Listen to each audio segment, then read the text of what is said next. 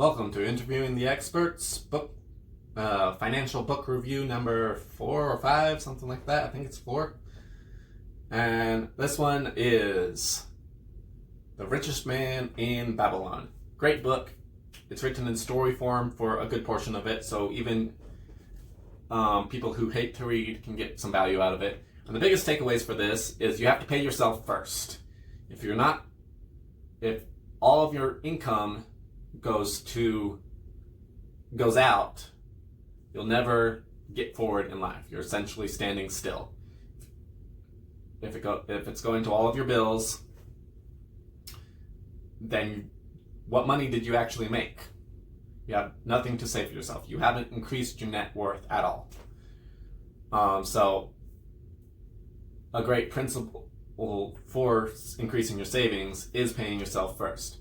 In tithing, we talk about paying Heavenly Father first, because if you pay Him first, you'll have all the money you need for your bills.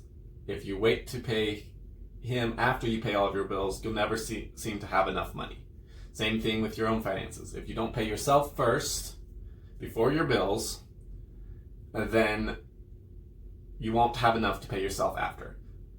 This one I know is Jim Rohn, and it's the rich invest first and spend what's left. The poor spend first and invest what's left.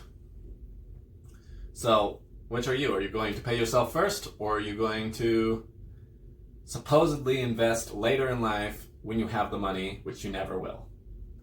That's the first big takeaway. Second one is the more action you take, the luckier you seem to be. And I love this one because it goes back to opportunities, and if you're not prepared for those opportunities, then those opportunities will pass you by, and you might never see those opportunities again. So the more action you take, the more things you try, the more work you put in, the luckier you will get, because everyone gets opportunities. Everyone has $1 million idea every single year. The difference is only a tiny percent actually follow through and are persistent enough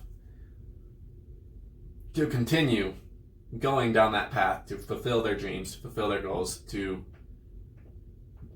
get lucky for all of that hard work that they put in. The next big takeaway is you need to save. I kind of went into that when I was talking about paying yourself first, but you need to save. If you don't save, if your income is equal to or less than your expenses, then you're treading water, if not drowning. So you need to make sure that when you get paid, that you pay yourself first and you set that money aside for investing, for emergency funds. You need a savings. You need to be able to increase your net worth every single month. Because if you don't, you're going to die broke. You're going to most likely die in massive debt and give that debt to your children, which is a pretty douchey thing to do. So the next big takeaway is timing. Sometimes, for a great example, you saved up and you invest in real estate, and then the 2008 housing market crashes. Bad timing. Real estate's a great investment. Bad timing. Another great example would be doing marketing for restaurants just before the coronavirus hits. Not going to point out any names, but that one is bad timing. And can cause a lot of problems. So it can be a good idea, it might not be the right time. So even if something doesn't work out, you might try it again at a different period in time. Because just because you got burned once with the timing doesn't mean that it was the wrong idea. The next one is to don't trust the bread maker when it comes to investing in jewels.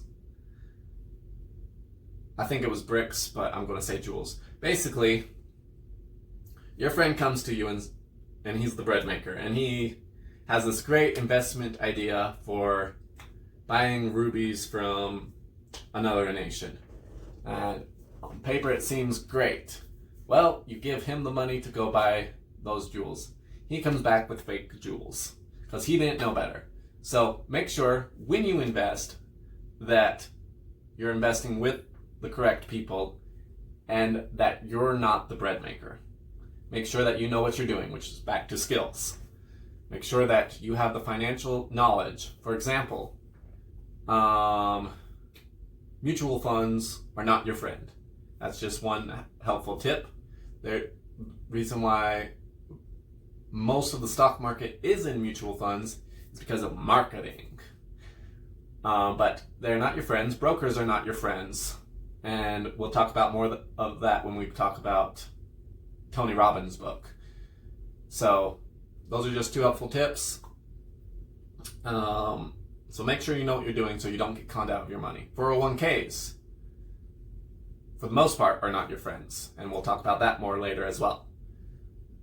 So if you're going to start investing, make sure that you actually know what you're doing before you do, because you're going to lose all of your money. Back to the quote, when a man with experience meets a man with money, the man with money leaves with experience, and the man with experience leaves with the money. Don't get conned out of your money. The next big takeaway is you need passive income. That goes back to the cash flow and having money work for you. If you can't find a way to make money while you sleep, you are going to work till the day you die. So you need to find a way to have your money generate itself so that way you can provide for yourself without having to work. And we'll talk about more of that later as well. And those are the main takeaways for this one.